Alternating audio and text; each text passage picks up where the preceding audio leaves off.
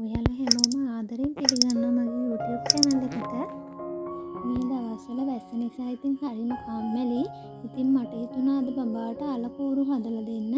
ඉතින් ඔයාලත් බලන්න මම කොහොමද විනාඩි 5න් අලකූරු හැදුවේ කියලා. ටිකක් ලොකු අලගෙඩි දෙකක් අරගෙන හොඳට සුද්ධ කරලා සෝදගත්තා. ඊට පස්සේ මම මේ වගේ අලගෙඩි දෙකම තීරු වෙන්න කපා ගත්තා. මේ භාජනයේ තියෙන අයිස් වතුර ඒකට මම තව අයිස් කෑට 4-5කුත් දාගත්තා. සාමාන්‍යයෙන් මේක අයිස් වතුරේ දැම්මට එකපාරක් බෙදලා ඉවරලා අධිශීතකරණයේ තියන්න ඕනේ. මම මේ දැන් ඉක්මනට හදා ගන්න ඕනේ හින්දා මෙහෙම කරන්නේ.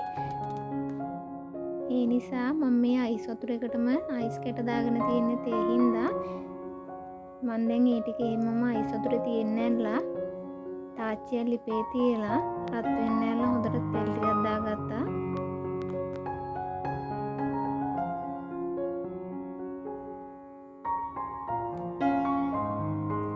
විනාඩි දෙකක් පමණ හොඳින් තෙල් ටික රත් වෙනකොට මම අර අයිස් වතුරෙන් ගත්ත අල කෑලි ටික එහෙමම ටිෂු එකකට දාලා හොඳට වේලගත්තා.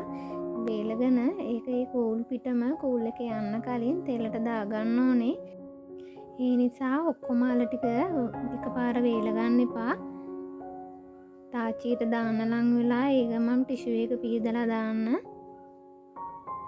දැන් හොඳට තෙල් ටික රත් වෙලා අල ටික මද ගින්නේ ටිකක් තැම්බෙන්න අරින්න. අර අලවල තියෙන කූල් එක හින්දා ක්‍රිස්පි ගතිය එන්නේ. අල මැද්ද තැම්බෙන්න ඕන හින්දා මද ගින්නේ තියාගන්න.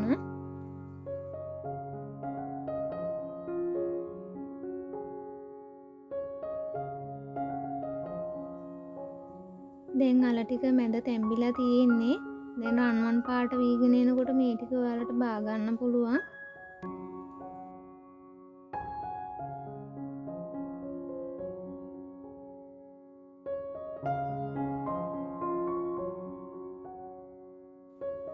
මං අල ටික එහෙම ටික ටික හදාගත්තා.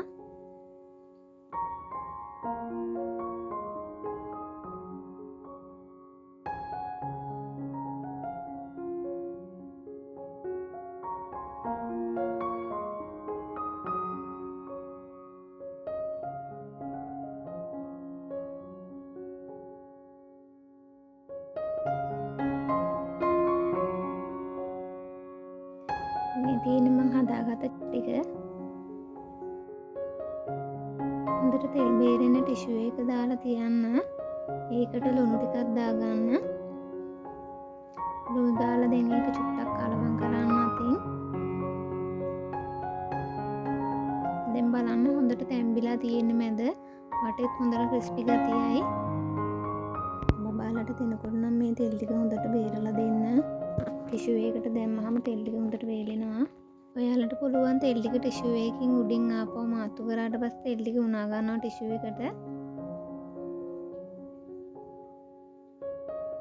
ඉතින් තක්කාලි සෝස් ටිකක් ඒක රස බලන්න පුළුවන්. ඉතින් බබාට හදපු හින්දා සෝස් දාන්නේ නෑ මේකට. යාට සෝස් දෙන්නේ නෑනේ. අපේ බබා නම් හරි ආසයි මේ වගේ දේවල් කන්න.